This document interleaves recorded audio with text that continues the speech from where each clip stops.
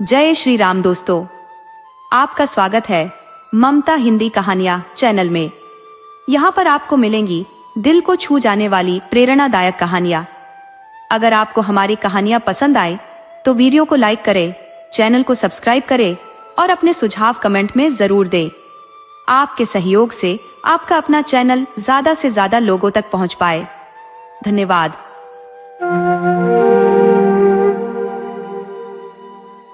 प्रियतम को 1 साल की जेल हो गई और अपराध बस इतना कि 3 दिन पहले जेठ की झुलसाने वाली धूप में उन्होंने देश के कुछ सेवकों को शरबत पिलाकर उनका आदर सत्कार किया था। मैं उस वक्त अदालत के भीतर खड़ी थी। कमरे के बाहर पूरा नगर जैसे किसी कैद में बंद शेर की तरह दहाड़ रहा था। मेरे जीवन साथी हथकड़ियों में जकड़े हुए जब भीतर लाए गए तो पूरे वातावरण में जैसे सन्नाटा पसर गया। पर मेरे भीतर मानो कोई तूफान मचल रहा था।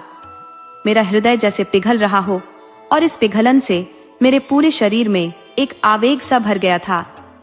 कभी इतना गर्व मुझे नहीं हुआ था। वह अदालत, वह अंग्रेज अधिकारी जो कुर्सी पर बैठा था और वह पुलिसकर्मी जो लाल जरीदार पगड़ियां बांधे खड़े थे, सब मेरी आंखों में तुच्छ प्रतीत हो रहे थे। बार बार मन करता दौड़कर अपने पति के चरणों से लिपट जाऊं और वहीं अपने प्राण दे दूं। पर उनकी छवि कितनी शांत, स्थिर और तेजस्वी थी। न कोई शोक, न विषाद, न ही ग्लानि की कोई झलक, बल्कि उनके होठों पर एक आत्मविश्वास भरी ओजस्वी मुस्कान खेल रही थी। और सजा 1 साल का कठोर कारावास। वाह रे न्याय, कितना अद्भुत है। मुझे तो गर्व था कि मैं ऐसे 1000 अपराध करने को तैयार हूं। जब चलने लगे तो उन्होंने एक बार मेरी ओर देखा, हल्का सा मुस्कुराए और फिर उनका चेहरा कठोर हो गया। मैं अदालत से लौटकर सीधे घर आई, 5 रुपए की मिठाई मंगवाई और सभी स्वयं सेवकों को बुलाकर खिलाई। उस शाम पहली बार मैं कांग्रेस के जलसे में गई। सिर्फ गई नहीं, मंच पर खड़ी होकर भाषण भी दिया और सत्याग्रह का व्रत ले लिया। मुझे नहीं पता ये ताकत मेरी आत्मा में कहां से आ गई थी, पर शायद सब कुछ खो देने के बाद डरने के लिए कुछ बचता ही नहीं। अगले दिन मैंने 2 तार भेजे, एक पिताजी को और दूसरा ससुर जी को। पिताजी वन विभाग में एक अच्छे पद पर थे और ससुर जी पेंशन पाते थे। पूरा दिन बीत गया पर जवाब नहीं आया। अगले दिन भी चुप्पी। तीसरे दिन दोनों का जवाब आया, पर क्या जवाब। ससुर जी का पत्र मानो तानों से भरा हुआ था। लिखा, मुझे उम्मीद थी कि बुढ़ापे में तुम दोनों मेरा सहारा बनोगे, पर तुमने मेरी आशाओं पर पानी फेर दिया। अब क्या चाहते हो, मैं भीख मांगूं? मैं सरकार से पेंशन पाता हूं, तुम्हें आश्रय देकर अपनी पेंशन से हाथ नहीं धो सकता। पिताजी का पत्र थोड़ा नरम था, लेकिन भाव वही था। उनके शब्दों में स्पष्ट झलक रहा था कि वे भी मेरे फैसले से खुश नहीं थे। इस साल उनका प्रमोशन होने वाला था और मेरी वजह से उन्हें अपना भविष्य खतरे में दिख रहा था। अगर वो बुलाएंगे तो शायद मुझे ग्रेड से हाथ धोना पड़ सकता है। हाँ, उनकी मदद की बात बस कहने भर की थी। मैंने दोनों खत फाड़कर फेंक दिए और दोबारा कुछ भी लिखने का ख्याल छोड़ दिया। ओह स्वार्थ, तेरी ताकत कितनी बड़ी है। अपना ही पिता केवल अपने स्वार्थ की राह में बाधा की आशंका से अपनी बेटी के लिए इतना कठोर हो जाए, और ससुर जो अपनी बहू की सुध तक लेने को तैयार ना हो। पर मेरी उम्र ही क्या है, अभी तो जिंदगी की पूरी किताब पढ़नी बाकी है। अब तक मैं अपनी स्थिति को लेकर निश्चिंत थी, लेकिन अब एक नई चिंता सिर उठाने लगी। इस सुनसान घर में बिना किसी सहारे के मैं आखिर कैसे टिकूंगी? मगर जाऊं तो जाऊं कहां? अगर मैं पुरुष होती तो कांग्रेस के आश्रम में चली जाती या मजदूरी का कोई सहारा ढूंढ लेती, लेकिन मेरे पैरों में नारीत्व की बेड़ियां पड़ी थी। मुझे अपनी जान से ज्यादा अपनी मर्यादा की चिंता थी। किसी की नजर मेरे सम्मान पर न पड़े, यही फिक्र खाई जा रही थी। तभी नीचे से किसी की आहट सुनाई दी। मैंने झांका तो देखा 2 आदमी खड़े हैं। मन हुआ पूछूं, तुम कौन हो, यहाँ क्यों खड़े हो? लेकिन फिर लगा, मुझे पूछने का हक भी है क्या? ये तो आम रास्ता है। फिर भी मन को एक खटका सा लगा। वो आशंका जैसे मेरे भीतर एक चिंगारी बनकर बैठ गई। गर्मी इतनी थी कि बदन झुलस रहा था, लेकिन मैंने दरवाजा अंदर से बंद कर लिया। घर में पड़ा एक बड़ा चाकू निकाला और सिरहाने रख लिया। वो डर जैसे मेरे सामने बैठकर मुझे घूर रहा हो। तभी किसी ने आवाज दी। मेरे शरीर में सिहरन दौड़ गई। मैंने दरवाजे पर कान लगाया। कोई कुंडी खटखटा रहा था। दिल जोरों से धड़कने लगा।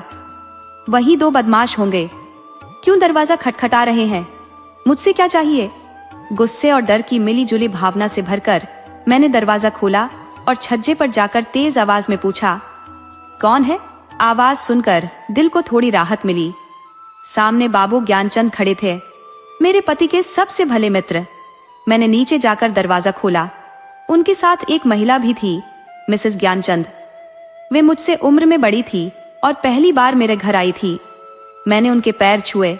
हमारे यहाँ दोस्ती बस मर्दों तक सीमित रहती है, औरतों तक शायद ही जाती हो। दोनों ऊपर आए। बाबू ज्ञानचंद स्कूल में मास्टर है, बड़े सीधे सादे और समझदार इंसान। लेकिन आज मैंने महसूस किया कि असली समझ उनकी पत्नी में है। वह मजबूत, कदकाठी और आत्मविश्वास से भरी हुई महिला थी। चेहरे पर ऐसा रौब जैसे कोई शाही व्यक्तित्व हो। सिर से लेकर पांव तक गहनों से लदी फदी, और भले ही उनका चेहरा पारंपरिक सुंदरता की परिभाषा में ना आता हो, लेकिन उसमें एक अजीब खिंचाव था। अगर मैं उन्हें किसी और जगह देखती तो शायद नजरें फेर लेती। बाहरी तौर पर कठोर, लेकिन भीतर से वे दया और करुणा का सागर थी। घर कोई पत्र लिखा? उन्होंने थोड़ा झिंझकते हुए सवाल किया। मैंने संकोच के साथ कहा, हाँ लिखा था। कोई लेने आ रहा है? नहीं, न पिताजी मुझे अपने पास रखना चाहते हैं, न ससुर जी। तो फिर क्या? अभी यहीं पड़ी हूं। उन्होंने गंभीर स्वर में कहा। तो मेरे घर क्यों नहीं चलती? इस सुनसान घर में अकेली रहना ठीक नहीं। अभी खुफिया विभाग के 2 आदमी यहाँ तैनात हैं। मैं मन ही मन समझ गई थी कि वे दोनों व्यक्ति खुफिया एजेंसी के होंगे। ज्ञान बाबू ने अपनी पत्नी की ओर देखा, जैसे उनकी अनुमति का इंतजार कर रहे हों। उनकी स्वीकृति की झलक पाकर बोले, तो मैं जाकर तांगा लाऊं? देवी जी ने ऐसे घूरा जैसे कह रही हूं, क्या अभी तक यहां खड़े हो? मास्टर साहब चुपचाप दरवाजे की ओर बढ़े। ठहरो, देवी जी ने रुकने का इशारा किया। कै तांगा लाओगे? कै? मास्टर साहब एक पल को हड़बड़ा गए। हाँ कै?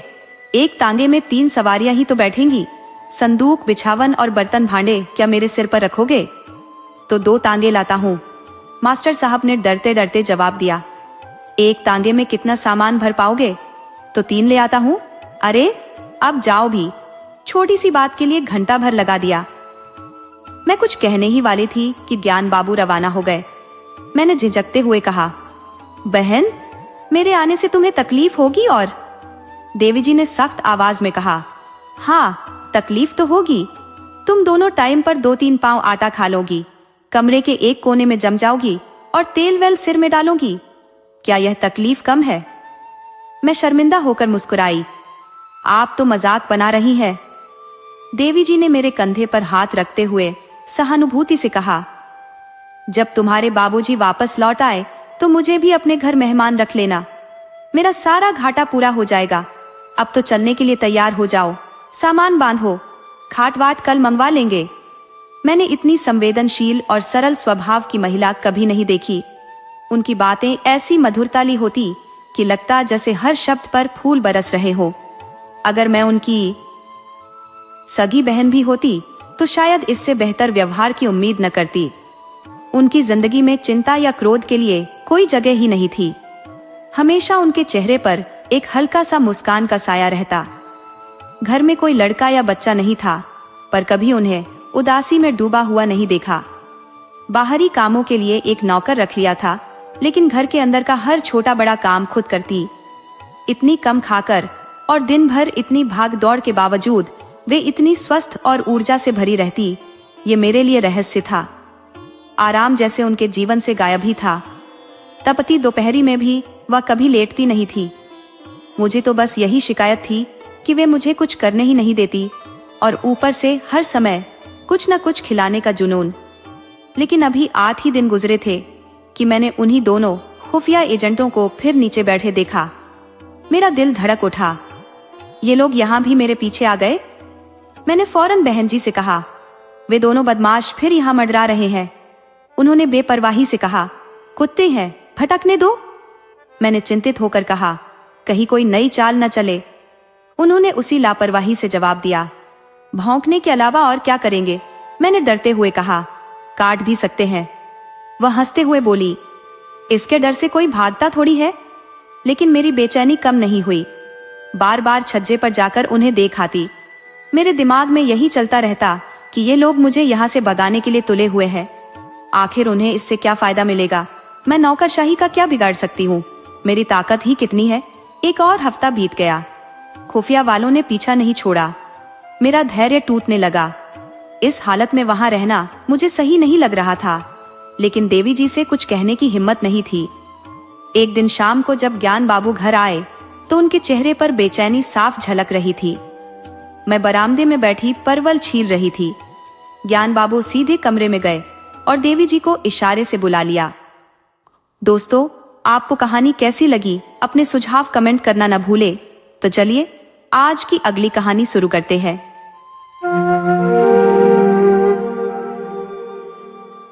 अगर ऐसा कोई इंसान होता जिसकी नजरें सीधे लोगों के दिलों के तहखानों तक पहुंच सकती, तो शायद बहुत कम लोग ऐसे होते जो उसकी आंखों में आंखें डालकर देख पाते।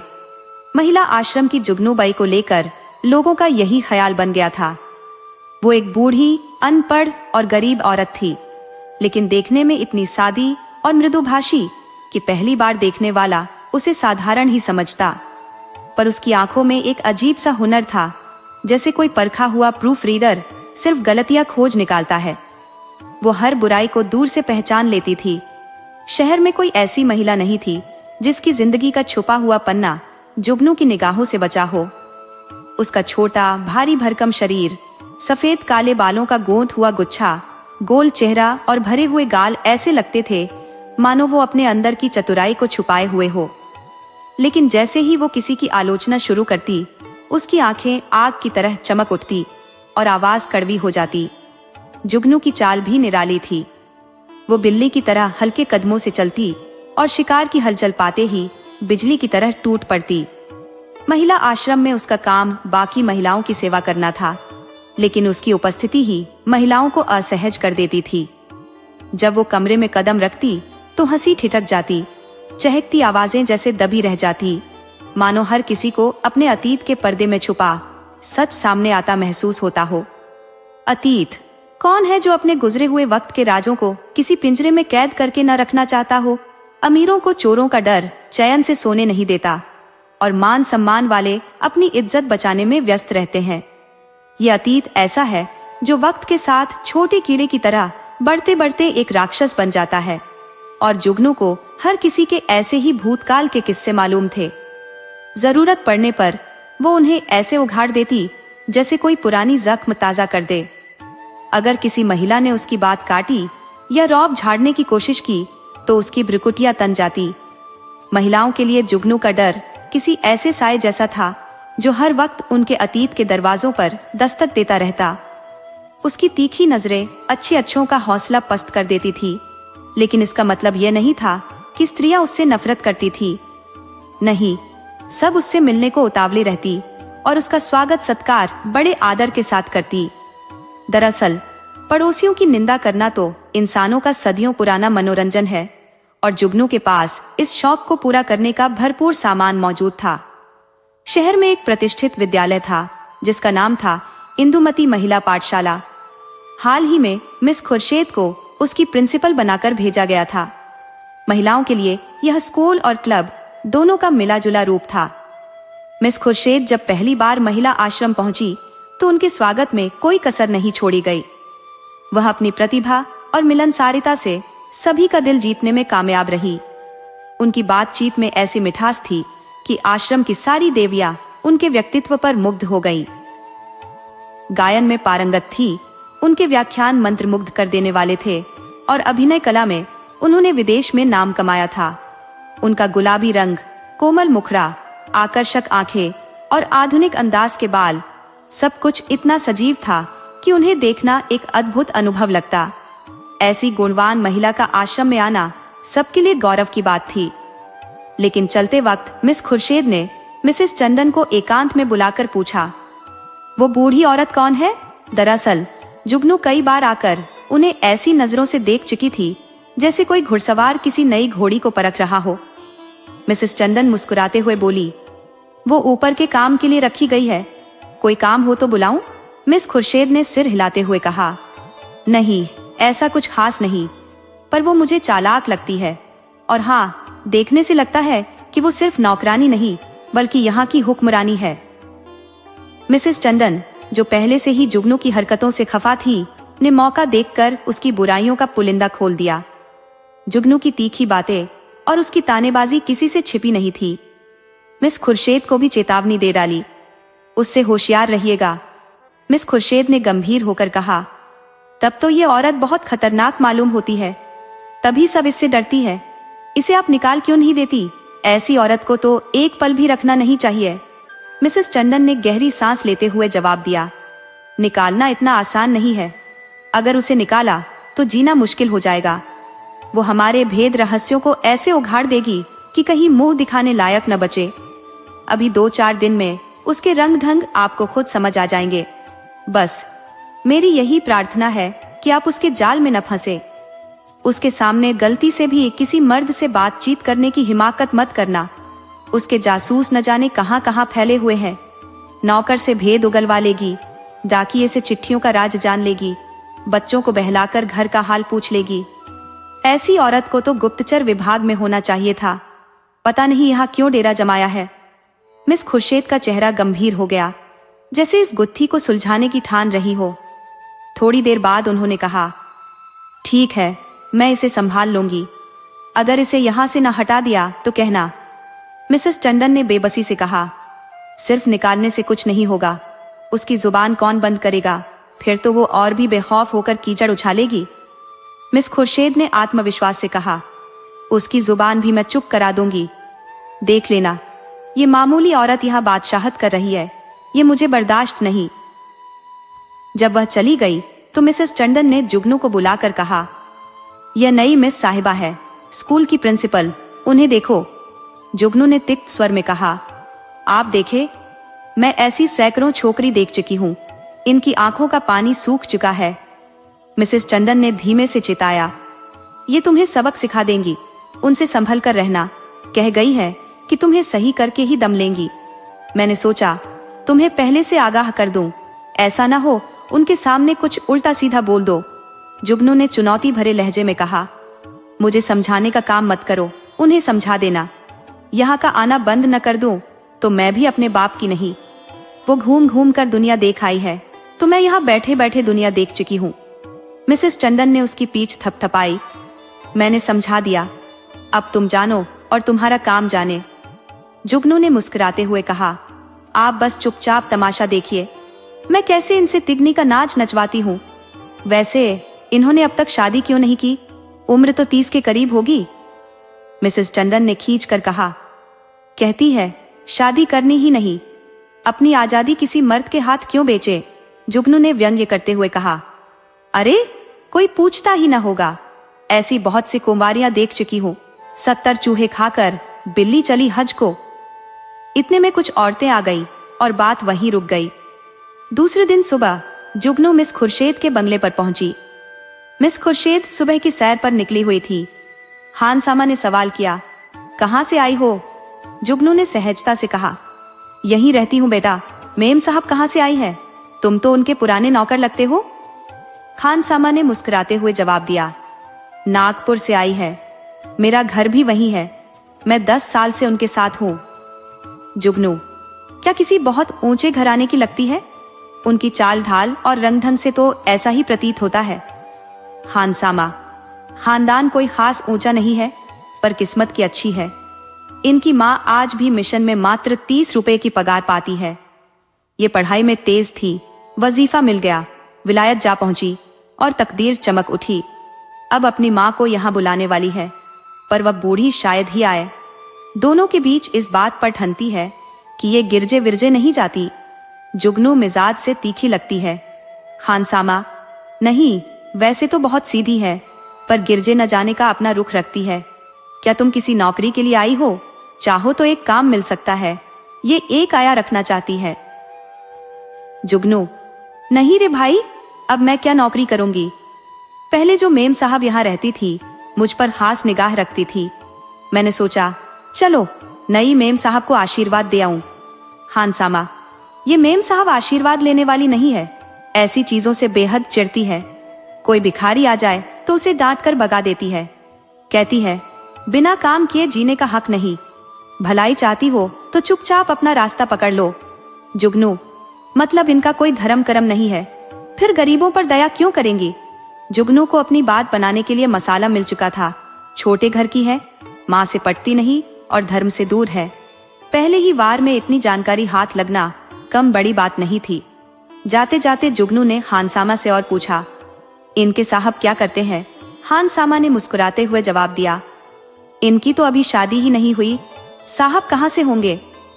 जुगनू ने बनावटी हैरानी जताई, अरे अब तक ब्याह ही नहीं हुआ? हमारे यहाँ तो लोग हंसने लगे। हानसामा, अपने अपने रीति रिवाज होते हैं, इनके यहाँ तो कई औरतें जिंदगी भर शादी नहीं करती। जुगनू ने व्यंग्य भरे भाव से कहा, ऐसी कुंवारियों को मैंने बहुत देखा है। हमारी बिरादरी में कोई इस हाल में रहे तो थू थू हो जाए, लेकिन इनके यहाँ जो जी में आए करो, कोई पूछने वाला नहीं। इतने में मिस खुर्शेद आ पहुंची। गुलाबी ठंडक का असर दिखने लगा था। मिस साहब ने साड़ी के ऊपर ओवरकोट डाल रखा था। एक हाथ में छतरी थी और दूसरे में एक छोटी कुत्ते की जंजीर। सुबह की ठंडी हवा में व्यायाम ने उनके गालों को तरोताजा और गुलाबी बना दिया था। जुगनू ने झुककर सलाम किया, पर उन्होंने उसकी ओर देखना भी गवारा न किया। अंदर जाते ही हानसामा को बुलाकर पूछा, ये औरत यहाँ क्यों आई है? हानसामा ने जूते के फीते खोलते हुए कहा, हुजूर, भिखारिन है, पर बड़ी समझदार औरत मालूम होती है।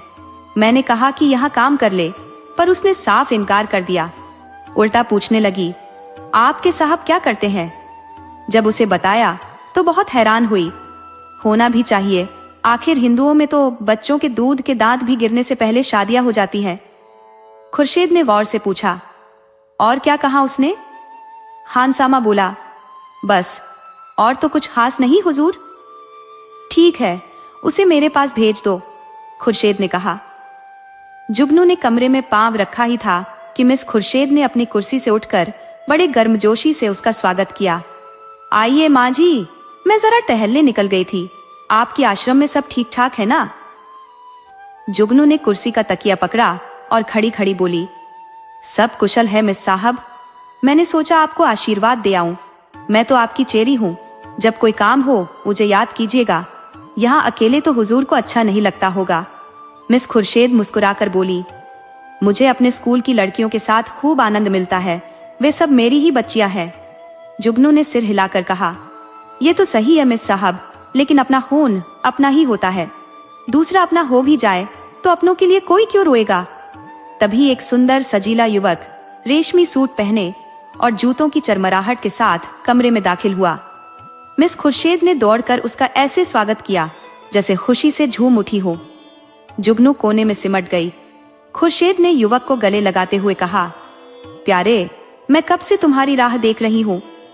फिर जुगनू से बोली, माँ जी, आप अब जाएं, फिर कभी आना। ये मेरे परम मित्र विलियम किंग है, हम दोनों साथ पढ़े हैं। जुगनू चुपचाप कमरे से बाहर निकल आई। बाहर खड़े खानसामा से उसने पूछा, ये लौंडा कौन है? खानसामा ने सिर हिलाते हुए कहा, इसे मैंने आज पहली बार देखा है। लगता है अब कुंवारेपन से तंग आ गए हैं। अच्छा खासा स्मार्ट नौजवान है। जुगनू ने तंज कसते हुए कहा। दोनों ऐसे गले मिले कि मैं तो शर्म से गड़ गई। इतना चूमा चाटी तो जोरू खसम में नहीं होता। दोनों लिपटे पड़े थे। लौंडा तो मुझे देखकर झिझक रहा था, लेकिन तुम्हारी मिस साहब तो मानो मदहोश हो गई थी। खानसामा ने अनहोनी के अंदेशे से कहा, मुझे तो ये मामला कुछ अजीब लगता है। जुगनू वहां से सीधे मिसेस टंडन के घर चली गई। उधर मिस खुर्शीद और वह युवक बातें करने लगे। मिस खुर्शीद ने खिलखिलाकर कहा, तुमने अपना किरदार बखूबी निभाया लीला। बुढ़िया तो सचमुच हक्का बक्का रह गई। लीला ने मुस्कुराते हुए कहा, मैं तो डर रही थी कि कहीं बुढ़िया भांप न जाए। मिस खुर्शीद ने कहा, मुझे यकीन था वह आज जरूर आएगी। मैंने उसे बरामदे में देखा और तुरंत तुम्हें खबर दी। आज आश्रम में हलचल रहेगी। दिल करता है इन महिलाओं की फुसफुसाहटें सुनो। देख लेना, सब उसकी बातों पर यकीन कर लेंगी। लीला ने हल्के व्यंग्य में कहा, तुम भी जानबूझकर इस दलदल में पांव रख रही हो। मिस खुर्शीद ने हंसते हुए जवाब दिया, मुझे इस अभिनय का बड़ा मजा आता है। ये दिल लगी चलती रहेगी। उस बुढ़िया ने काफी सितम ढाए हैं, बस उसे थोड़ा सबक सिखाना चाहती हूँ। कल तुम फिर इसी वक्त इसी अंदाज में आ जाना। बुढ़िया कल फिर जरूर आएगी। वह तो चुप नहीं बैठ सकती। नहीं, ऐसा करते हैं कि जब वह आएगी मैं तुम्हें बुला लूंगी, बस तुम छैला बनकर आ जाना। उस दिन आश्रम में जुगनू को सांस लेने की भी फुर्सत नहीं मिली। उसने पूरा वाकया मिसेस टंडन को बताया। मिसेस टंडन दौड़ती हुई आश्रम पहुंची और अन्य महिलाओं को यह खबर सुनाई। जुगनू को भी बुलाकर कहानी की पुष्टि कराई। हर महिला जुगनू से यह किस्सा सुनती और हर बार कहानी में थोड़ा थोड़ा नया रंग भरता गया। दोपहर तक यह खबर पूरे शहर के सभ्य समाज में फैल चुकी थी। एक महिला ने पूछा, ये युवक है कौन? मिसेस टंडन ने जवाब दिया, सुनने में आया है कि यह उनके साथ का पड़ा हुआ है। पहले से ही इन दोनों में बातचीत रही होगी। यही तो मैं कहती थी, इतनी उम्र हो गई और अब तक कुमारी बैठी है। अब सारा सच सामने आ गया। जुगनू ने चुटकी लेते हुए कहा, और कुछ हो ना हो, जवान तो गजब का बाका है। टंडन ने व्यंग्य में कहा, ये है हमारी विद्वान बहनों की असलियत। जुगनू बोली, मैं तो उसे पहली नजर में ही ताड़ गई थी। धूप में बाल सफेद नहीं किए हैं। टंडन ने कहा, कल फिर जाना। जुगनू बोली, कल क्यों? मैं तो आज रात ही जाऊंगी। हालांकि रात को जाने के लिए कोई बहाना बनाना जरूरी था। मिसेस टंडन ने आश्रम के लिए एक किताब मंगवाई। रात 9 बजे जुगनू मिस खुर्शेद के बंगले पर पहुंची। संयोग से लीलावती भी वहीं मौजूद थी। वह बोली, ये बुढ़िया तो हद से ज्यादा पीछे पड़ गई है। मिस खुर्शेद ने मुस्कुराते हुए कहा, मैंने पहले ही कहा था, उसके पेट में पानी नहीं पचने वाला। तुम जाकर रूप धर लो, तब तक मैं उसे बातों में उलझाती हूँ। शराबियों की तरह बकवास करना शुरू कर देना। मुझे भगा ले जाने का प्रस्ताव भी रखना। ऐसा दिखाना जैसे तुम होश में नहीं हो। लीला, जो मिशन में डॉक्टर थी और जिसका बंगला पास में ही था, चली गई। तब मिस खुर्शेद ने जुगनू को बुलाया। जुगनू ने एक पुर्जा देते हुए कहा, मिसेस टंडन ने यह किताब मंगवाई है। मुझे आने में देर हो गई। मैं इस वक्त आपको तकलीफ न देती, लेकिन सुबह सुबह वह मुझसे इसे मांग लेंगी। हजारों रुपए महीने कमाती है मिस साहब, लेकिन ऐसा लगता है जैसे हर एक पैसा सीने से चिपका कर रखती हो। उनके दरवाजे पर भिखारी को भीख तक नसीब नहीं होती। मिस खुर्शेद ने पुर्जा देखते हुए कहा, इस वक्त यह किताब नहीं मिल पाएगी, सुबह ले जाना। लेकिन तुमसे कुछ बातें करनी है, बैठो, मैं अभी आती हूँ। इतना कहकर वह पर्दे के पीछे वाले कमरे में चली गई। करीब 15 मिनट बाद वह रेशमी साड़ी में लिपटी, इत्र में बसी और चेहरे पर पाउडर लगाए कमरे में वापस लौटी। जुगनू ने विस्मित होकर उनकी ओर देखा। अरे वाह, ये साज श्रृंगार! लगता है कोई खास मेहमान आने वाला है, तभी इतनी तैयारियां हो रही हैं। जुगनू की सोच में कुंवारी लड़कियों का श्रृंगार करना अनावश्यक था। उनके हिसाब से यह केवल सुहागिनों का अधिकार था, ताकि वे अपने पति को रिझा सकें। इससे इतर हर किसी के लिए यह वर्जित था। मिस खुर्शेद अब भी ठीक से कुर्सी पर बैठ भी नहीं पाई थी कि जूतों की चरमराहट सुनाई दी। कुछ ही क्षणों में विलियम किंग कमरे में दाखिल हुआ। उसकी लाल लाल आंखें और कपड़ों से आती शराब की गंध उसकी स्थिति को स्पष्ट कर रही थी। उसने आते ही बेधड़क मिस खुर्शेद को अपने सीने से लगा लिया और बार बार उनके गालों का चुम्बन लेने लगा। मिस खुर्शेद ने उसे रोकने की कोशिश करते हुए कहा, छोड़ो मुझे, शराब पी कर आए हो। किंग ने उसे और जोर से पकड़ा और बोला, आज तुम्हें भी पिलाऊंगा प्रिय, तुम्हें पीना होगा। फिर हम दोनों नशे में लिपट कर आराम करेंगे। देखना, नशे में प्रेम कितना प्रबल हो जाता है। मिस खुर्शेद ने जुगनू की उपस्थिति का संकेत देने की कोशिश की ताकि किंग की नजर उन पर पड़े, लेकिन किंग पूरी तरह नशे में मस्त था। उसने जुगनू की तरफ देखा तक नहीं। मिस खुर्शेद ने गुस्से में खुद को छुड़ाते हुए कहा, तुम्हारा दिमाग खराब हो गया है क्या? देखते नहीं कमरे में कौन बैठा है? किंग ने हड़बड़ाकर जुगनू की तरफ देखा और झेपते हुए बोला, ये बुढ़िया यहाँ कब आई? तू यहाँ क्यों आई है बुढ़ी? शैतान की बच्ची, क्या यहाँ भेद लेने आई है? हमें बदनाम करना चाहती है? मैं तेरा गला घोंट दूंगा। रुक, भागती कहाँ है? मैं तुझे जिंदा नहीं छोड़ूंगा। जुगनू ने बिना देर किए कमरे से बिल्ली की तरह चुपके से निकलकर दौड़ लगा दी। उधर कमरे से ठहाकों की गूंज उठी जो छत तक हिला रही थी। जुगनू सीधे मिसेस टंडन के घर पहुंची उसके पेट में घबराहट के बुलबुले उठ रहे थे। लेकिन वहां पहुंचकर उसे पता चला कि मिसेस टंडन सो चुकी थी। निराश होकर उसने कई और दरवाजे खटखटाए, पर हर तरफ से सिर्फ सन्नाटा मिला। बेचारी ने पूरी रात ऐसे काटी जैसे किसी बेसहारा बच्चे को सीने से लगाए बैठी हो। सुबह होते ही वह आश्रम पहुंच गई। करीब आधे घंटे बाद मिसेस टंडन भी वहां आ पहुंची। उन्हें देखते ही जुगनू ने अपना मुंह फेर लिया। मिसेस टंडन ने हैरानी से पूछा, रात तुम मेरे घर आई थी? महाराज ने अभी बताया। जुगनू ने ठंडी आवाज में कहा, प्यासा ही तो कुएं के पास जाता है, कुआं थोड़े ही प्यासे के पास आता है। आप तो मुझे आग में झोंककर चुपचाप दूर खड़ी हो गई। भगवान ने बचा लिया, वरना कल मेरी जान ही चली जाती। मिसेस टंडन ने चौंकते हुए पूछा, अरे हुआ क्या? कुछ बताओ तो सही, तुमने मुझे जगाया क्यों नहीं? कैसे जगाती? जुगनू ने तीखे स्वर में कहा, महाराज ने तो घर में घुसने तक नहीं दिया। आपको इतना भी ख्याल नहीं आया कि मैं वहां गई हूं तो लौटने में देर हो सकती है। अगर आप घड़ी भर बाद सोती तो क्या नुकसान होता, लेकिन आपको किसी की परवाह ही कहां है। मिसेस टंडन ने चिंतित होकर पूछा, तो क्या मिस खुर्शीद ने कुछ कहा? वो तो कुछ नहीं बोली, जुगनू ने गुस्से से कहा। लेकिन उनका वो शौहर जरूर दौड़ा मारने, लाल लाल आंखें निकालकर चिल्लाया, भाग यहां से। और जब तक मैं समझ पाती उसने हंटर निकालकर दौड़ा दिया। अगर मैं वहां से सिर पर पैर रखकर न भागती तो चमड़ा उधेड़ देता। और वो खुर्शीद पुत चुपचाप तमाशा देखती रही। पहले से साजिश तय थी दोनों में। ऐसी औरतों का मुंह देखना भी पाप है। बेसवा भी इतनी निर्लज्ज नहीं होती। थोड़ी ही देर में और महिलाएं भी वहां जमा हो गई। सब इस घटना को सुनने के लिए उत्सुक थी। जुगनू की बातों में जैसे चिंगारी थी, वह अविरल जलती रही। हर महिला कहानी को खोद खोद कर पूछ रही थी।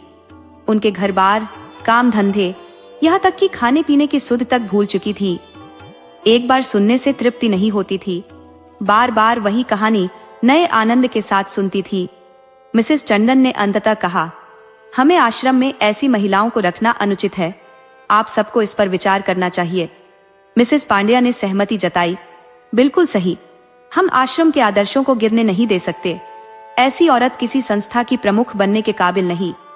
मिसेस बांगरा ने जोड़ा, जुगनू ने ठीक ही कहा था, ऐसी औरतों का मुंह देखना भी पाप है। उसे साफ कह देना चाहिए कि यहाँ न आए। अभी ये गहमा गहमी चल ही रही थी कि आश्रम के बाहर एक चमचमाती मोटर आकर रुकी। अंदर बैठे हुए लोगों पर महिलाओं की आंखें टिकी। गाड़ी में मिस खुर्शीद और विलियम किंग मौजूद थे। जुगनू ने फौरन उंगली उठाकर इशारा किया, वही लौंडा है। ये सुनते ही महिलाओं का समूह जैसे खिड़की के पास खींच कर आ गया। मिस खुर्शीद ने मोटर से उतरते ही हुड़ बंद किया और तेज कदमों से आश्रम की ओर बढ़ चली। महिलाएं घबराकर अपनी अपनी जगहों पर जा बैठी। कमरे में कदम रखते ही मिस खुर्शीद की नजर जुगनू पर पड़ी। उन्होंने मुस्कुराकर बेबाकी से कहा, कहिए बाई जी, रात की घटना से आपको चोट तो नहीं पहुंची? जुगनू, जिसने अपने जीवन में कई निडर महिलाएं देखी थी, इस डिठाई पर सन्न रह गई। उसे ऐसा लगा जैसे चोर खुद चोरी का माल हाथ में लिए चुनौती दे रहा हो। उसने तीखे स्वर में कहा, अगर जी नहीं भरा हो तो अब भी पिटवा दीजिए, सामने ही तो हूं। खुर्शीद ने शांत स्वर में कहा, वह तो अपने किए की माफी मांगने आए हैं, रात को नशे में थे। जुगनू ने तंज कसते हुए मिसेस टंडन की ओर देखा और कहा, और आप भी तो कुछ कम नशे में नहीं थी। इस पर खुर्शीद ने व्यंग्य भरे लहजे में जवाब दिया, मैंने तो आज तक कभी शराब नहीं पी, मुझ पर झूठा इल्जाम न लगाइए। जुगनू ने पलटकर कहा, शराब से बड़ी भी एक नशे की चीज है, शायद उसी का नशा होगा। और उन महाशय को पर्दे के पीछे क्यों छिपा रखा? देविया भी तो उनकी सूरत देखे। खुर्शीद ने हंसते हुए कहा, सूरत तो उनकी लाख 2 लाख में एक है। मिसेस टंडन ने तुरंत एहतियात बरतते हुए कहा, नहीं, उन्हें यहाँ लाने की कोई जरूरत नहीं, हम आश्रम की बदनामी नहीं चाहते। लेकिन खुर्शीद ने जोर देकर कहा, मामले को साफ करने के लिए उनका यहाँ आना जरूरी है। बिना सुने एक तरफा फैसला क्यों ले रही है? मिसेस टंडन ने बात टालते हुए कहा, यहाँ कोई मुकदमा तो पेश नहीं है। खुर्शीद ने तपाक से कहा, वाह, मेरी इज्जत पर सवाल उठ रहे हैं और आप कहती हैं कि यह कोई मुकदमा नहीं है। मिस्टर किंग आएंगे और आप सबको उनकी बात सुननी पड़ेगी। मिसेस टंडन के अलावा बाकी सभी महिलाएं किन को देखने के लिए बेचैन थी। किसी ने विरोध नहीं किया। खुर्शीद ने दरवाजे की ओर मुड़कर ऊंची आवाज में कहा, तुम जरा यहाँ आओ। गाड़ी का हुड फिर खुला और मिस लीलावती रेशमी साड़ी में मुस्कुराती हुई बाहर निकली। आश्रम में एक अजीब सा सन्नाटा छा गया। देविया हक्की बक्की होकर लीलावती को निहारने लगी। जुगनू ने नाराज होकर आंखें चमकाते हुए पूछा, उन्हें कहाँ छिपा दिया आपने?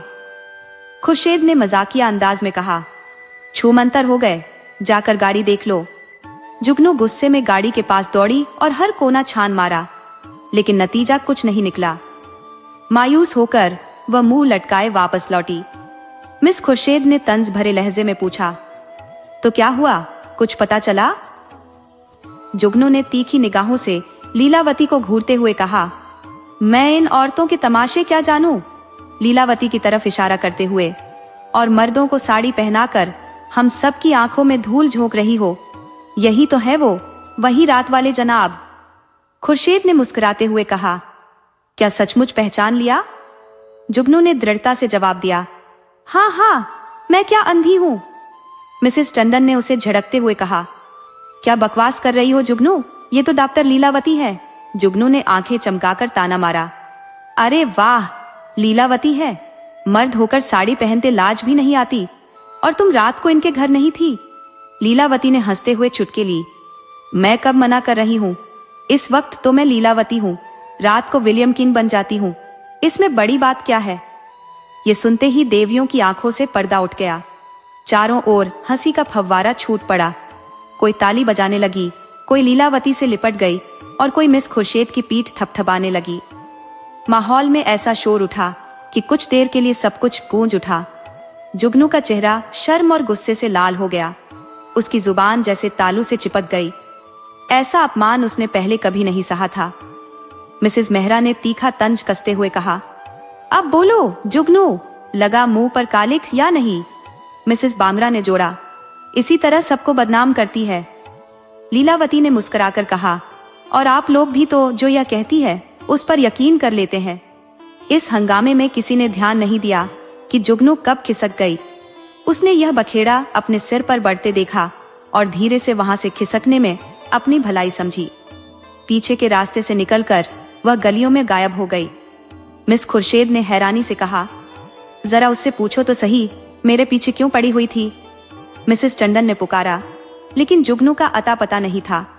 उसे ढूंढने की कोशिश की गई, मगर वह कहीं नहीं मिली। उस दिन के बाद से शहर में किसी ने जुगनू की परछाई तक नहीं देखी। आश्रम के इतिहास में ये वाकया आज भी चर्चा और हंसी मजाक का विषय बना हुआ है।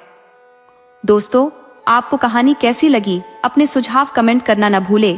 तो चलिए आज की अगली कहानी शुरू करते हैं।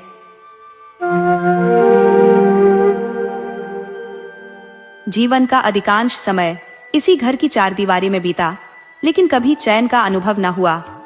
मेरे पति दुनिया की निगाहों में बड़े ही सभ्य, अत्यंत शालीन, उदार और विनम्र व्यक्ति माने जाते होंगे, परंतु जिस पर बीतती है वही उसकी सच्चाई समझ सकता है। समाज को उन व्यक्तियों की वाहवाही करने में आनंद मिलता है जो अपने घर की सुख शांति को ताक पर रखकर दूसरों के लिए मिटने को तत्पर रहते हैं। लेकिन जो इंसान अपने परिवार के लिए अपनी जान खपाता है, उसे दुनिया स्वार्थी, कंजूस, तंगदिल और नैतिकता से गिरा हुआ मानती है। अब इन्हीं को देखिए, दिन रात मुझे तानों से जलाते रहते हैं। मैं पर्दा नहीं करती, लेकिन बाजार जाकर सामान खरीदना मुझे भारी लगता है। और इनका हाल ये है कि अगर सामान मंगवाओ तो ऐसी दुकान से लाएंगे जहां ग्राहक तो क्या, परिंदा भी भूल से न जाता हो। ऐसी दुकानों पर न तो माल ठीक होता है, न तौल सही होती है और न दाम ही वाजिब। यदि ऐसा कुछ न होता तो वे दुकानें बदनाम क्यों होती? पर इन्हें तो जैसे उन गुमनाम दुकानों का मोह हो। बार बार समझाया कि चलती फिरती नामी दुकानों से सामान लाया करो, वहां माल ताजा होता है क्योंकि बिक्री तेज होती है। लेकिन इनकी दोस्ती टुटपूंजियों से है और वे इन्हें ठगते भी हैं। गेहूं लाएंगे तो ऐसा कि पूरा बाजार ढूंढकर सबसे घटिया चुनेंगे। चावल इतना मोटा कि बैल भी देखना न चाहे। दाल में मिट्टी और कंकड़ भरे। लकड़ी के ढेर जलाओ पर गलेगी नहीं। घी लाएंगे तो तेल से भरपूर या सस्ता क्रीम जैसा नकली घी। तेल इतना मिलावटी कि बालों में लगाओ तो जड़ें चिपक जाएं। लेकिन दाम चुकाएंगे शुद्धतम माल का। किसी नामचीन दुकान पर जाने से इन्हें जैसे डर लगता है। शायद इन्हें ऊंची दुकान फीके पकवान का मजा आता है, पर मेरा अनुभव कहता है कि गुमनाम दुकानें सिर्फ खराब माल परोसती हैं। ये कोई एक दिन की बात हो तो बर्दाश्त किया जा सकता है, पर रोज रोज यही सिलसिला नहीं सहा जाता। मैं पूछती हूँ, आखिर इन बेकार दुकानों पर जाते ही क्यों हो? क्या उनका पालन पोषण करना तुम्हारी जिम्मेदारी है? और जवाब में फरमाते हैं कि उन्हें देखकर दुकानदार बुलाने लगते हैं। वाह, यह तो गजब का तर्क है। थोड़ा सा बुला लिया, 2 मीठे शब्द कह दिए और इनका आत्मसम्मान 7वें आसमान पर पहुंच गया। बस यही हाल है। इनका तो हाल ऐसा है कि न इन्हें ध्यान रहता है और न सुध। कूड़ा करकट लेकर भी आ रहे हैं तो मानो आंखों पर पट्टी बंधी हो। मैंने पूछा, तुम हर बार उसी रास्ते से क्यों गुजरते हो? कोई दूसरा रास्ता क्यों नहीं चुन लेते? क्यों इन फालतू लोगों को मौका देते हो? लेकिन जवाब खामोशी में तो जैसे ये उस्ताद है। एक बार गहना बनवाने का किस्सा सुनो। मैं जानती थी कि इनसे पूछने का कोई मतलब नहीं। अपनी पहचान के सुनार को बुलाने जा ही रही थी कि इन्होंने टोक दिया। फरमाते हैं, यह जात तो भरोसे के लायक नहीं, धोखा खाओगी। मेरा एक साथी है, बचपन का दोस्त, वह चालबाजी नहीं करेगा। मैंने सोचा, जब मित्र है और इतने वर्षों का रिश्ता है तो वह दोस्ती का मान जरूर रखेगा।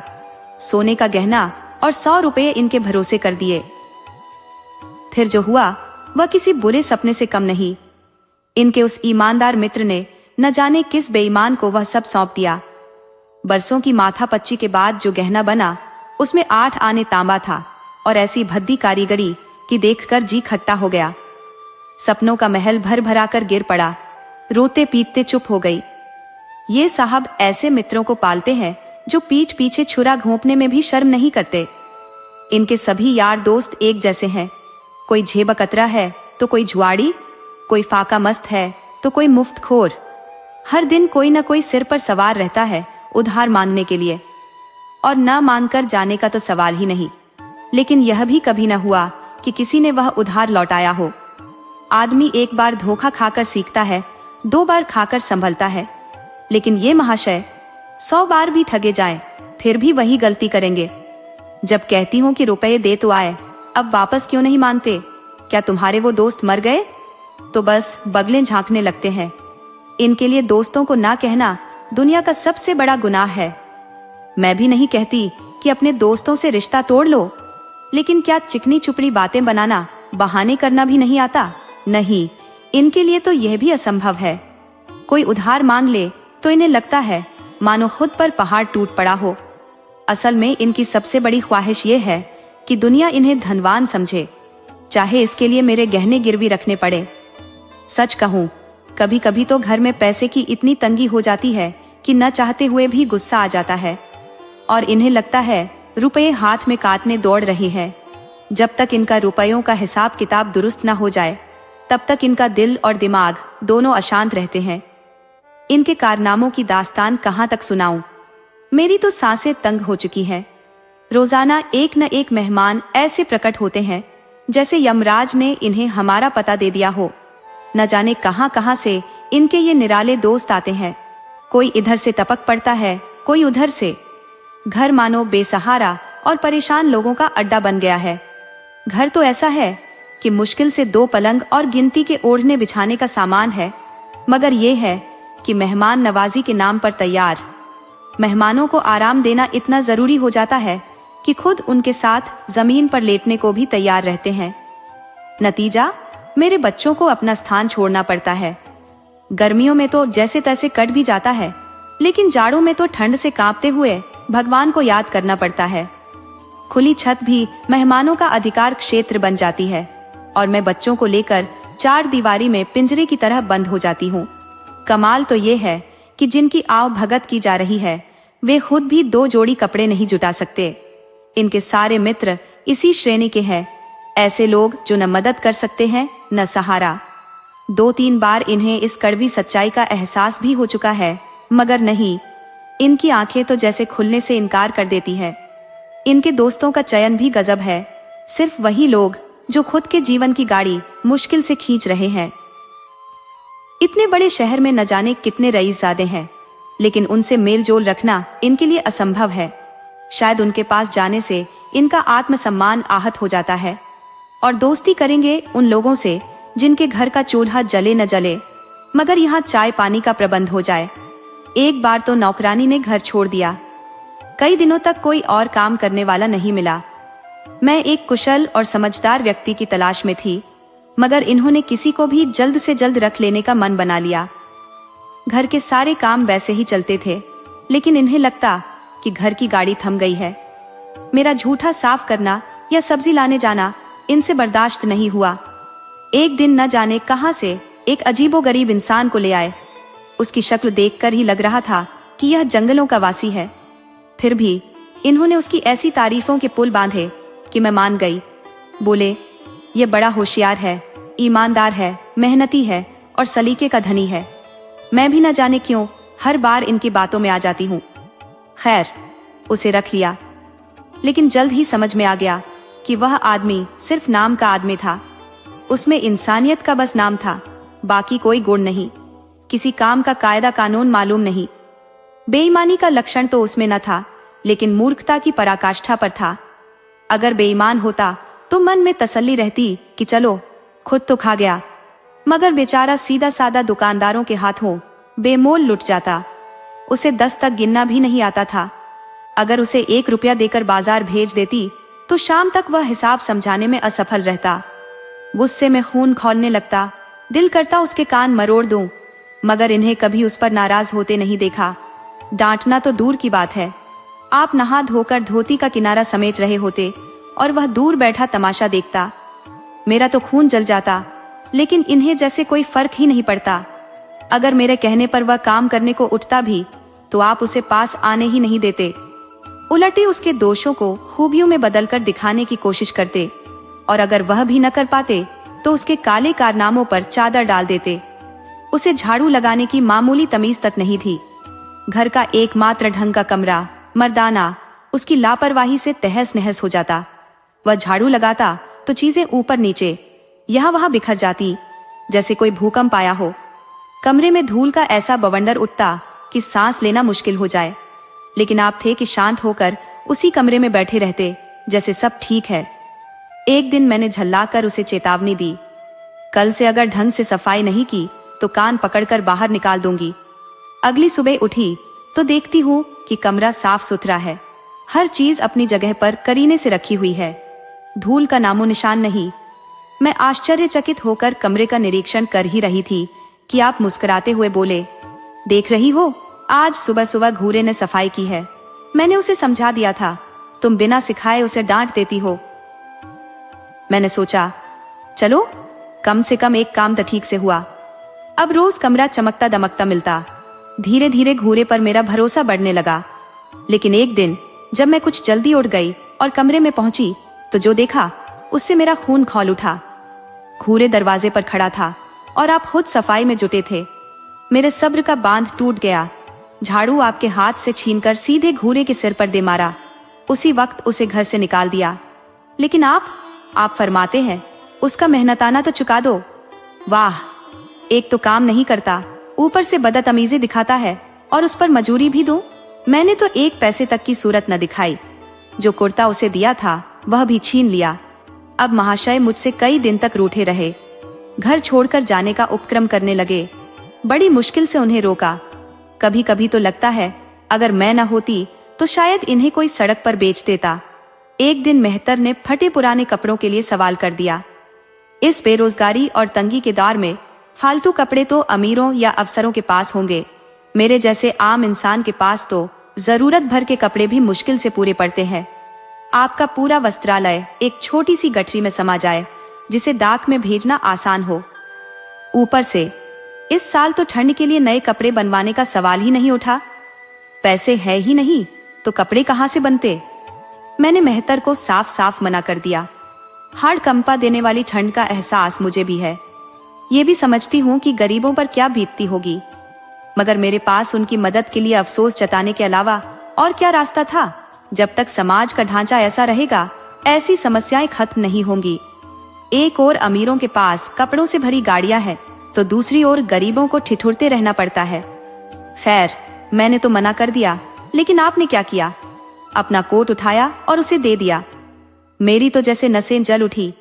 मैं इतनी उदार नहीं कि अपने आदमी को ठंड में ठिठुरता छोड़ दूं और दूसरों पर रहम बरसाऊं।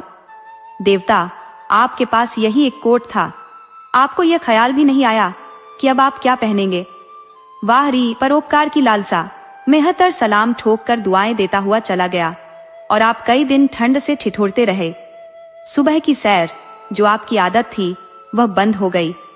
आप, जिनके दिल में इतना बड़ा परोपकार भरा हुआ है, फटे पुराने कपड़े पहनने में जरा भी हिचकिचाते नहीं। मैं तो शर्म के मारे जमीन में गड़ जाऊं, पर आपको कोई फर्क नहीं पड़ता। लोग हंसते हैं तो हंसे, आपकी बला से। आखिरकार जब मुझसे यह देखा नहीं गया तो मैंने एक नया कोट बनवा दिया। मन तो कर रहा था कि आपको ठंड में तड़पते रहने दूं, पर डर था कि कहीं बीमार न पड़ जाए तो काम और ज्यादा बढ़ जाएगा। आखिरकार घर का सारा काम तो आपके ही जिम्मे है। आप शायद मन ही मन सोचते होंगे कि आप कितने विनम्र और दयालु हैं, लेकिन मैं इसे उदारता नहीं बल्कि मूर्खता और निष्क्रियता कहती हूँ। जिस मेहतर को आपने कोट दिया, मैंने उसे कई बार रात में शराब के नशे में डगमगाते देखा है। मैंने यह बात आपको दिखा भी दी। फिर ऐसी विवेकहीनता का भार हम क्यों उठाए? अगर आप सच में उदार और दयालु होते तो घर वालों के लिए भी आपके दिल में थोड़ी नरमी होती। या आपकी सारी करुणा बस बाहरी लोगों के लिए ही आरक्षित है?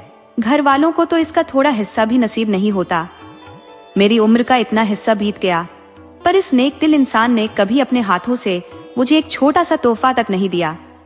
मान लिया कि मैं जो कुछ बाजार से मंगवाऊं उसे लाने में इन्हें कोई एतराज नहीं होता, लेकिन शर्त यह है कि रुपये मुझे ही देने होंगे। खुद से कुछ खरीदने की तो जैसे इन्हें फुर्सत ही नहीं। ये सच है कि ये अपनी जरूरतों के लिए भी कुछ नहीं लाते। मैं जो मंगवा दूं उसी में खुश रहते हैं, लेकिन क्या इंसान कभी कभी अपने मन की चीजें नहीं चाहता? दूसरे मर्दों को देखती हूँ जो अपनी बीवियों के लिए गहने, सुंदर कपड़े और साज सज्जा का सामान लेकर आते रहते हैं। यहाँ ऐसा सोचना भी जैसे मना है। बच्चों के लिए मिठाई, खिलौने या कोई भी छोटी चीज शायद कभी लेकर नहीं आए। इन्हें तो जैसे कसम खाई हो कि ऐसा कुछ नहीं करेंगे। इसीलिए मैं इन्हें कृपण, अरसिक और भावनाओं से शून्य मानती हूँ। इन्हें उदार कहना तो दूर की बात है, दूसरों के लिए इनका जो सेवा भाव है वह असल में इनका यश लालसा और जीवन की व्यवहारिकता की कमी का नतीजा है। इनके विनम्र होने की हद ये है कि जहाँ ये नौकरी करते हैं वहाँ किसी बड़े अधिकारी से मेलजोल तक नहीं रखते।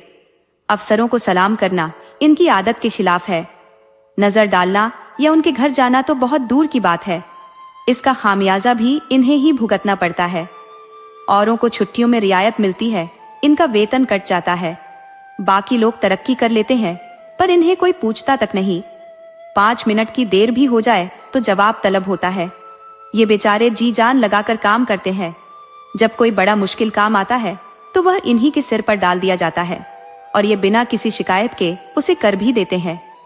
दफ्तर में इन्हें गिस्सू या पिस्सू जैसे नामों से पुकारा जाता है। कितना ही मेहनत करें, इनके हिस्से वही सूखी घास लिखी है। यह विनम्रता नहीं बल्कि जीवन की व्यावहारिक समझ का अभाव है।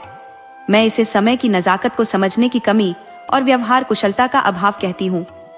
अफसर इनसे खुश क्यों होंगे? केवल इसलिए कि यह मेहनती है। दुनिया काम चलाने के लिए मुरोवत और समझदारी पर चलती है। अगर आप हर किसी से खींचे खींचे रहेंगे तो सामने वाला भी आपसे वैसा ही व्यवहार करेगा। जब अंदर क्षोभ पनपता है तो वह दफ्तर की बातों और व्यवहार में भी झलक ही जाता है। जो मातहत अफसर को खुश रखने की कोशिश करता है उसकी तरफ स्वाभाविक रूप से झुकाव होता है, लेकिन यहाँ विश्वास और तालमेल का तो जैसे नामो निशान ही नहीं। ऐसे व्यवहारिक लोगों से कोई कैसे सहानुभूति रखे? आखिरकार अफसर भी तो इंसान है, उसके मन में भी तो इज्जत और विशेषाधिकार की आकांक्षा होती है। जब अधीनस्थ कर्मचारी खुद उससे दूर दूर रहते हैं तो क्या अफसर खुद उनसे मेलजोल बढ़ाने आएगा? यही वजह है कि जहां भी आपने नौकरी की वह टिक नहीं पाए। कभी अफसर से झगड़ पड़े तो कभी काम का बोझ बर्दाश्त नहीं हुआ और इस्तीफा दे दिया।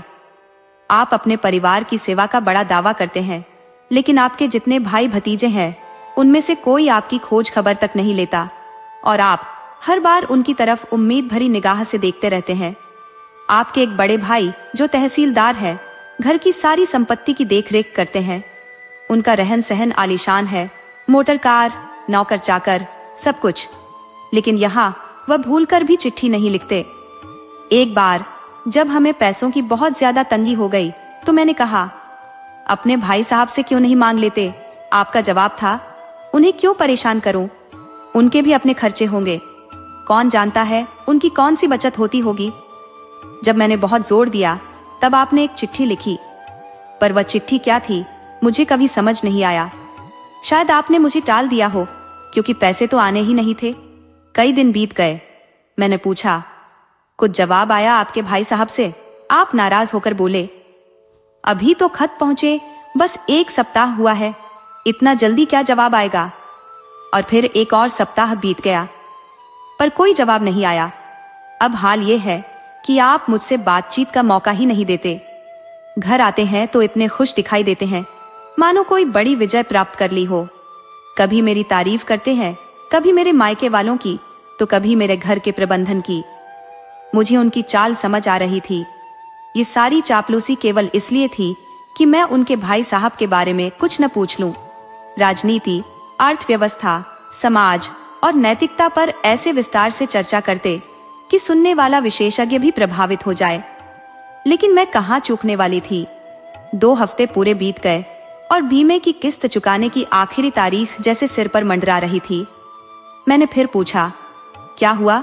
तुम्हारे भाई साहब ने कुछ कहा या अभी तक चिट्ठी नहीं पहुंची? आखिर घर की इस जायदाद में हमारा हिस्सा है भी या हम किसी नौकरानी की औलाद हैं? 500 रुपए साल का फायदा तो 10 साल पहले का आंकड़ा था, अब तो 1000 से कम नहीं होगा। पर हमारे हाथ में तो आज तक एक फूटी कौड़ी भी नहीं आई। अगर मोटा मोटा हिसाब लगाए तो हमें करीब 2000 रुपये मिलने चाहिए। भले ही 2000 न सही, 1500 या कम से कम 250 ही मिल जाए। कुछ भी न सही, बीमे की किस्त भरने लायक तो होना ही चाहिए। तहसीलदार साहब की आमदनी हमारी आय का 4 गुना है। ऊपर से घूसखोरी का हिसाब ही अलग है। फिर हमारे हिस्से का पैसा देने में दिक्कत क्या है? आप बस हंस हंस कर टालने लगते हैं। कहते हैं, बेचारे घर की मरम्मत करवा रहे हैं, रिश्तेदारों का स्वागत सत्कार कर रहे हैं, नाते रिश्तेदारी में तोहफे भेज रहे हैं। वाह रे अक्ल! तो क्या जायदाद इसीलिए होती है कि उसकी सारी कमाई खर्च में उड़ा दी जाए? ये साहब बहाने बनाने में भी फिसड्डी है। मुझसे पूछते तो मैं एक से बढ़कर एक बहाने बता देती, जैसे कि घर में आग लग गई थी, सब कुछ जलकर राख हो गया, या चोरी हो गई, कुछ भी नहीं बचा, या फिर 10,000 का माल भरा था लेकिन घाटा हो गया। लेकिन आपको कुछ सूझा भी तो बस यही लचर बहाना। आखिरकार पड़ोस की एक महिला से रुपये उधार लेकर काम चलाया गया। और फिर भी आप अपने भाई भतीजों की तारीफों के पुल बांधते हैं। ये बातें सुनकर तो मेरे अंदर आग लग जाती है। ऐसे रिश्तेदारों से भगवान ही बचाए। अब ईश्वर की कृपा से आपके 2 बेटे और 2 बेटियां हैं। इसे दया कहूं या कोप, सब के सब इतने उद्यमी है कि खुदा की पनाह। मगर क्या मजाल कि आप किसी को डांट भी दे। रात के 8 बज चुके हैं और साहबजादे अभी तक बाहर घूम रहे हैं। मैं परेशान हो रही हूँ, लेकिन आप है कि अखबार लेकर बड़े आराम से बैठे हैं। मेरे सब्र का बांध टूट जाता है। अखबार छीनकर कहती हूँ, जाकर देखो लौंडा कहाँ रह गया। आपका दिल कितना कठोर है ये तो भगवान ही जाने। ऐसा लगता है जैसे भगवान ने आपको संतान देने में गलती कर दी। पिता का अपने बच्चों के लिए भी तो कुछ फर्ज होता है। इस पर आप गर्म हो जाते हैं, कहते हैं अभी तक नहीं आया, बड़ा शरारती हो गया है। आज तो इसे सबक सिखाता हूँ, कान उखाड़ दूंगा, हंटरों से खाल उधेड़ दूंगा। फिर ताव में आकर आप उसे ढूंढने निकल पड़ते हैं। संयोग की विचित्रता देखिए, आप उधर जाते हैं और लड़का इधर प्रकट हो जाता है। मैं उससे पूछती हूँ, तू यहाँ से कहाँ से आ गया? तुझे ढूंढने तो गए हैं, आज तो तेरी खैर नहीं, देखना इस आदत की जड़ काटी जाएगी। वह भयभीत नजर आता है। दांत पीस रहे थे, आते ही होंगे, छड़ी भी लिए हुए हैं। तुम तो जैसे किसी की सुनने वाले हो नहीं, आज तुम्हें अच्छे से समझाया जाएगा। लड़का सहमकर लैंप जलाकर पढ़ने बैठ जाता है। महाशय जी 2-2.5 घंटे बाद लौटते हैं, थके परेशान और बदहवास। दरवाजे पर पांव रखते ही पूछते हैं, आ गया क्या? मैं क्रोध को और उकसाने के इरादे से कहती हूँ, आ तो गया है, जाकर पूछिए ना। मैंने तो पूछ पूछ कर हार मान ली। कहाँ गया था? कुछ बोलता ही नहीं। आप गरजते हुए कहते हैं, मन्नू यहाँ आओ। लड़का कांपता हुआ आंगन में आकर खड़ा हो जाता है। घर की दोनों बच्चियां डर के मारे छिप जाती हैं, मानो कोई बड़ा कांड होने वाला है। छोटा बच्चा खिड़की से चूही की तरह झांक रहा है। आप क्रोध से भरे हुए हैं, हाथ में छड़ी लिए हुए। उनकी क्रोध भरी आकृति देखकर मुझे पछतावा होता है कि आखिर मैंने शिकायत क्यों की। आप लड़के के पास पहुंचते हैं, लेकिन छड़ी चलाने के बजाय उसके कंधे पर हाथ रखते हुए बनावटी क्रोध से कहते हैं, कहाँ थे तुम? मना करने पर भी नहीं मानते। खबरदार, जो अब इतनी देर से आए। आदमी काम के बाद घर लौटता है या आवारागर्दी करता है? मैं सोचती हूँ, यह तो भूमिका है, असली बात अभी आएगी। लेकिन विषय वहीं समाप्त हो जाता है। आपका गुस्सा शांत हो जाता है, जैसे क्वार की घटा छाई, गड़गड़ाई और 4 बूंदों में खत्म हो गई। लड़का अपने कमरे में चला जाता है और शायद मन ही मन खुशी से झूमने लगता है। मैं पराजित सी कहती हूँ, आप तो जैसे डर ही गए। भला 2-4 थप्पड़ तो लगाने चाहिए थे, इसी तरह बच्चे बिगड़ते हैं। आप कहते हैं, तुमने सुना नहीं, मैंने कितनी जोर से डांटा। लड़के की तो जान ही निकल गई होगी।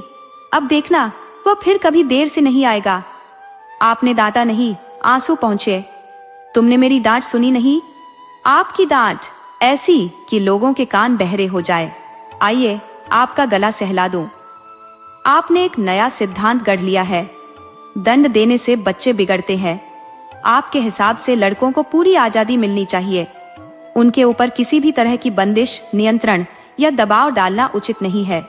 आपकी सोच में यह नियंत्रण ही उनके मानसिक विकास में रुकावट डालता है। यही वजह है कि लड़के आज बेकाबू घोड़े बन गए हैं।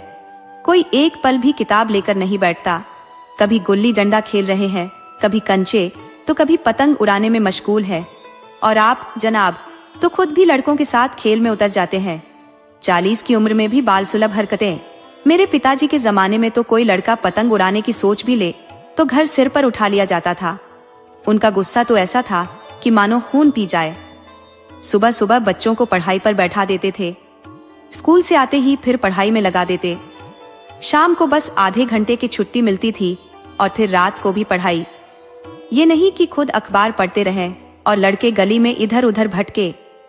आप तो कभी कभी अपने ही सीन कटाकर बछड़ा बनने का काम करते हैं। बच्चों के साथ ताश खेलने बैठ जाते हैं। ऐसे पिता का बच्चों पर क्या असर होगा? पिताजी के सामने तो मेरे भाई सीधे उनकी आंखों में देखने की हिम्मत नहीं कर पाते थे।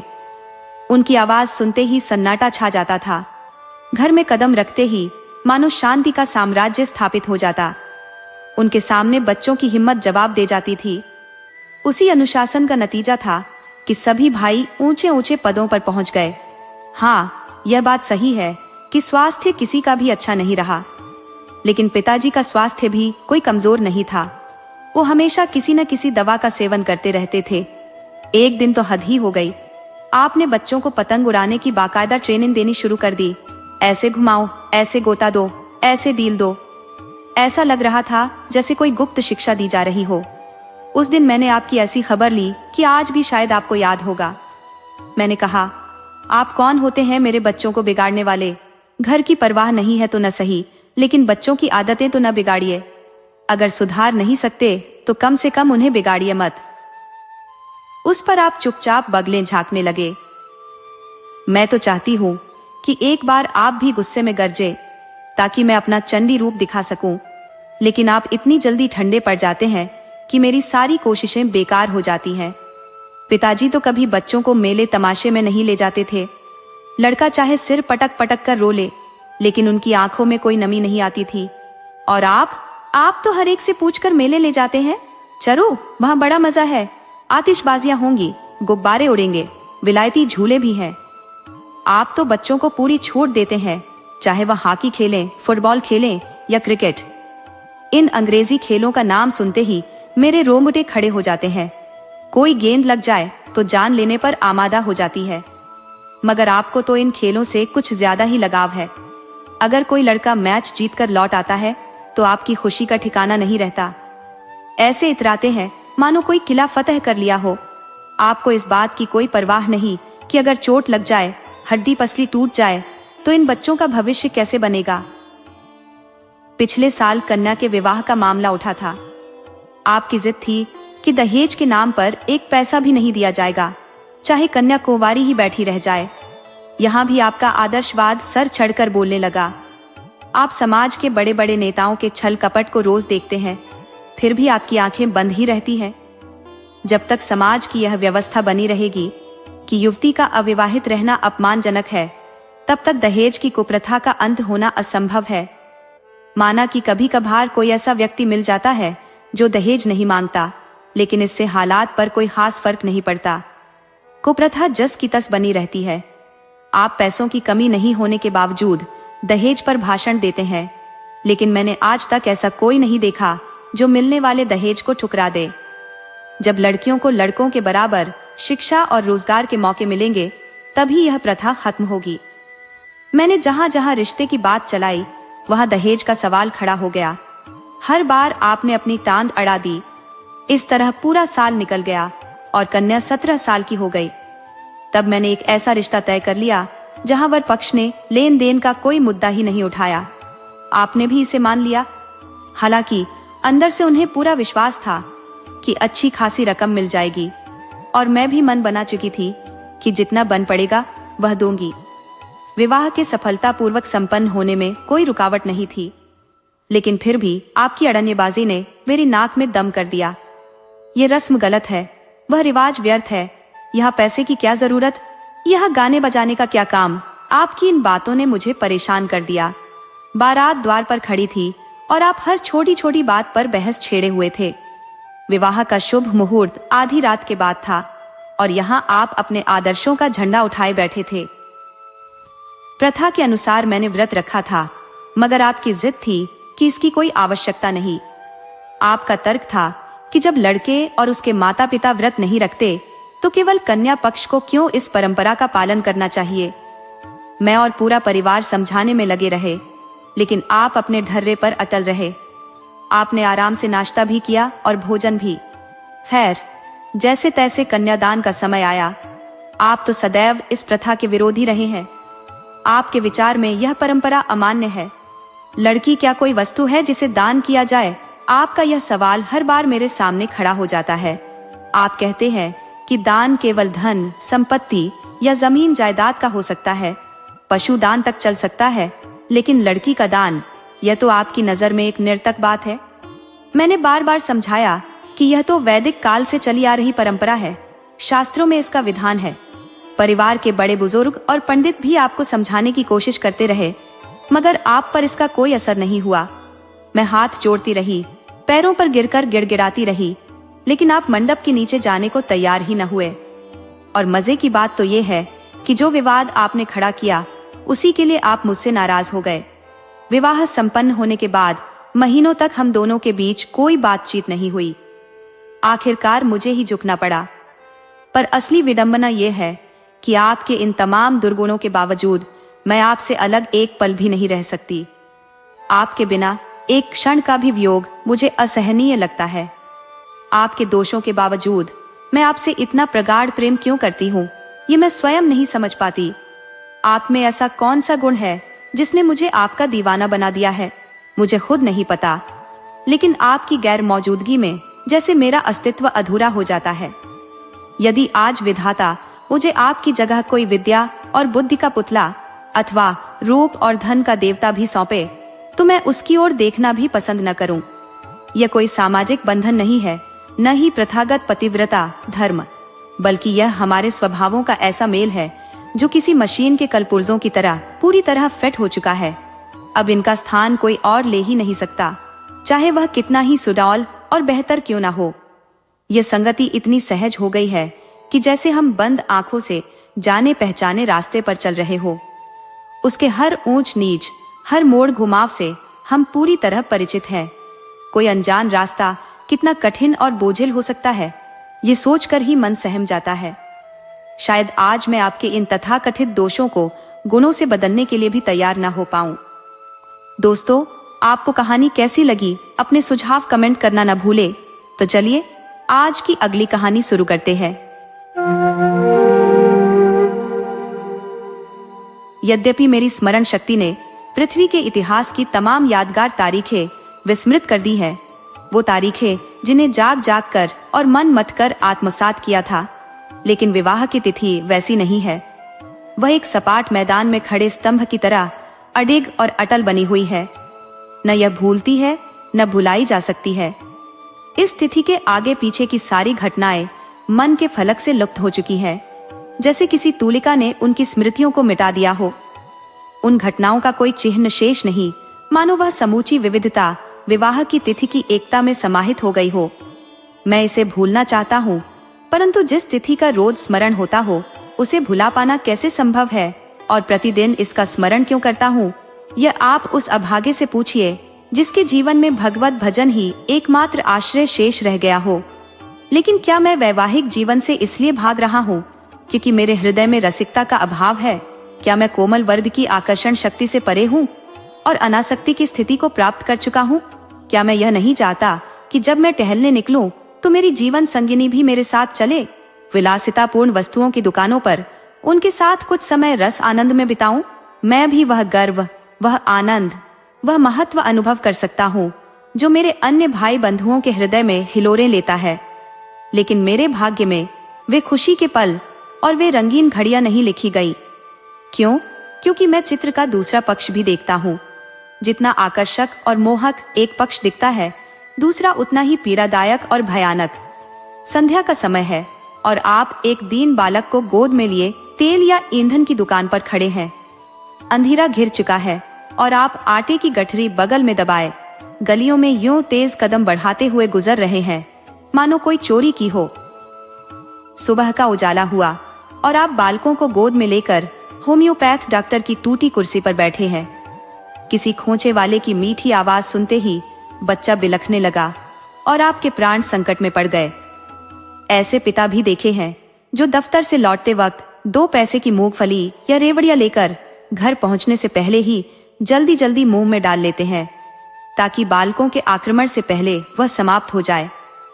कितना हृदय विदारक दृश्य होता है जब कोई बच्चा मेले में खिलौनों की दुकान के सामने मचलता है और पिता महोदय मुनियों की सी गंभीरता से खिलौनों की क्षण भंगुरता का पाठ पढ़ाते हैं।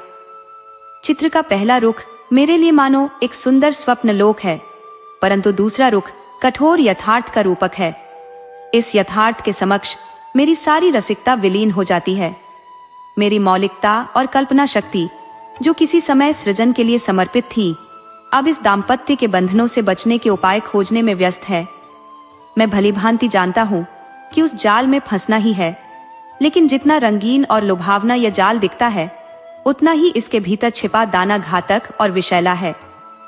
पक्षियों को इस जाल में तड़पते हुए देखता हूँ, फिर भी स्वयं उस पर जा बैठने से नहीं रुकता। अब तो हाल ये है कि श्रीमती जी ने मुझ पर लगातार दबाव डालना शुरू कर दिया है कि मुझे बुला लिया जाए। पहले जब मैं छुट्टियों में घर जाता था तो मेरा बस कहाँ चलोगी कह देना ही उनकी संतोष भावना के लिए पर्याप्त होता था, लेकिन अब हालात बदल चुके हैं। अब मैं बहुत झंझट है कहकर बहलाने की कोशिश करता हूँ, गृहस्थ जीवन की कठिनाइयों का भय दिखाता हूँ, लेकिन अब उनके शक और अधीरता ने मेरी चालों को विफल करना शुरू कर दिया है। छुट्टियों में घर जाने का विचार अब केवल भयावह लगता है, क्योंकि कहीं ऐसा ना हो कि वह मेरे साथ चल पड़े। मैं अब नित्य नए बहाने गढ़ता हूँ। सबसे पहले तो मैंने संपादकीय जीवन के संघर्षों का रोना रोया। मैंने कहा कि मेरी जिंदगी रातों को जागने और गलियों में भटकने में कटती है। कभी कभी तो रात के 12 बजे भी सोने का अवसर नहीं मिलता और रत जगे का यह सिलसिला अंतहीन है। संपादक होने का भार भी ऐसा है कि सिर पर हर वक्त तलवार लटकती रहती है। कब गिरफ्तार कर लिया जाए, कब जमानत मांगी जाए, कुछ पता नहीं। खुफिया पुलिस का एक पूरा दस्ता हमेशा मेरी परछाई की तरह मेरे पीछे रहता है। बाजार में निकलूं तो लोग उंगलियां उठाकर कहते हैं, वह देखो अखबार वाला। ऐसा लगता है जैसे दुनिया भर की सारी समस्याओं का जिम्मेदार मैं ही हूँ। एक बार दुर्भाग्यवश किसी अंग्रेज साहब के बंगले की तरफ चला गया। साहब ने मुझसे पूछा, क्या काम करते हो? मैंने गर्व से उत्तर दिया, मैं एक अखबार का संपादक हूँ।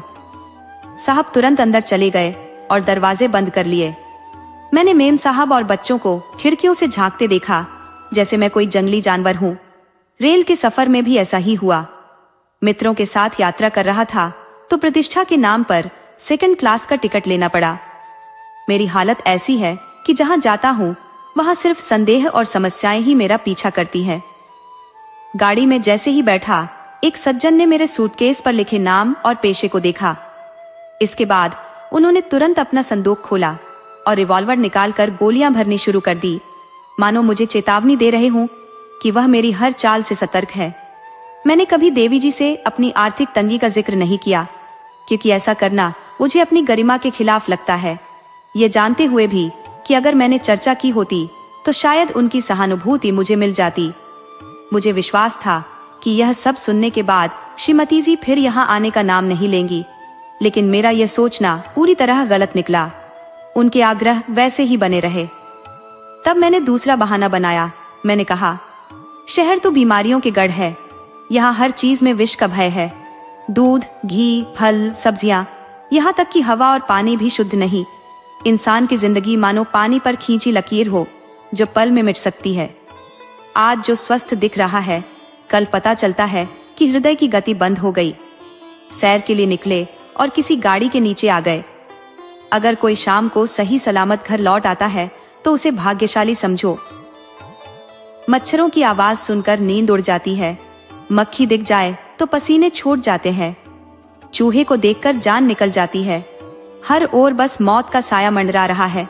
अगर मोटर और ट्राम से बच भी गए तो मच्छरों और मक्खियों से लड़ते लड़ते निढाल हो जाओगे। मेरी हालत यह है कि रात मच्छरों से जूझते हुए गुजरती है और दिन मक्खियों के बीच। छोटी सी जिंदगी में इतने दुश्मनों से कैसे निपटे।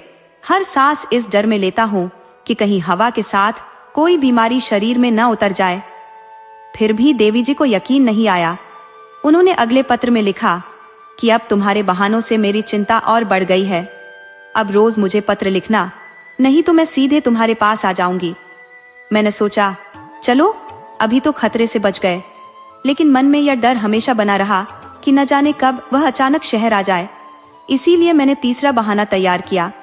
मैंने कहा कि यहाँ दोस्तों का ऐसा झुंड है कि चैन नहीं लेने देते। आकर ऐसे जम जाते हैं जैसे अपना घर बेचकर यहीं बस गए हो। अगर मैं घर पर न रहूं तो भी मेरे कमरे में आकर डट जाते हैं और नौकर से जो चाहे मंगवा लेते हैं। उधारी तो मुझ पर ही चढ़ती है। कुछ तो ऐसे होते हैं जो हफ्तों घर पर डेरा डाले रहते हैं। रोज उनके खातिरदारी के चक्कर में लगा रहता हूँ। रात को उन्हें थिएटर या सिनेमा ले जाना पड़ता है। सुबह तक ताश और शतरंज खेलते हैं। इनमें से ज्यादातर ऐसे हैं जो बिना शराब के एक पल भी नहीं रह सकते। अक्सर लोग बीमार होकर ही आते हैं, बल्कि ज्यादातर तो ऐसी हालत में ही पहुंचते हैं। अब रोज डॉक्टर को बुलाओ, उनकी सेवा में जुटे रहो, रात अबर सिरहाने बैठकर पंखा झलते रहो। उस पर यह शिकायत भी सुनो कि यहाँ कोई हमारी सुध भी नहीं लेता। मेरी घड़ी तो महीनों से मेरी कलाई पर नहीं दिखी। दोस्तों के साथ महफिलों में दौड़ रही है। अचकन किसी साहब ने उधार ले रखी है, कोट किसी और के पास है और जूते तो एक बाबूजी उड़ा ले गए। मैं वही पुराना फटा पुराना कोट और घिसा हुआ जूता पहनकर ऑफिस जाता हूँ। ये मित्रगण हमेशा इसी ताक में रहते हैं कि कौन सी नई चीज लाया हूँ। अगर कुछ नया लाऊं तो डर के मारे संदूक में बंद कर देता हूँ। किसी की नजर पड़ गई तो तुरंत न्योता खाने की योजना बना लेते हैं। पहली तारीख को वेतन मिलता है तो ऐसे घर पहुंचता हूँ जैसे कोई चोर चोरी के माल के साथ लौट रहा हो। डर रहता है कि कहीं कोई महाशय दरवाजे पर खड़े इंतजार न कर रहे हों। अजीब बात है, इनकी सारी जरूरतें पहली तारीख का ही इंतजार क्यों करती हैं। एक बार तो मैं आधी रात को तनख्वाह लेकर घर लौटा, लेकिन देखा कि आधा दर्जन मित्र वहां पहले से ही जमा है। माथा पीट लिया। चाहे कितने भी बहाने बनाओ, उनके सामने कोई नहीं चलता। कहता हूँ, घर से चिट्ठी आई है, माँ बहुत बीमार है। जवाब मिलता है, अरे बुजुर्ग लोग इतनी जल्दी नहीं मरते। अगर मरने का वक्त होता तो अब तक जीवित क्यों रहती। देख लेना, 2-4 दिन में ठीक हो जाएंगी। और अगर मर भी गई तो वृद्ध जनों की मृत्यु का क्या शोक करना, वो तो खुशी की बात है। कहता हूँ, लगान का बड़ा तकाजा हो रहा है। उत्तर मिलता है, आजकल तो लगान माफ ही हो रहा है, देने की कोई जरूरत नहीं। किसी संस्कार का बहाना करूं तो फरमाते हैं, तुम भी कमाल के इंसान हो, इन बेकार की परंपराओं को ढोने की कोई जरूरत नहीं। अगर तुम इन्हें खत्म करोगे तो क्या आकाश से कोई नई समस्या आ गिरेगी? कुल मिलाकर प्राण बचाने की कोई सूरत नहीं बचती। मैंने सोचा था ये बहाना कारगर होगा।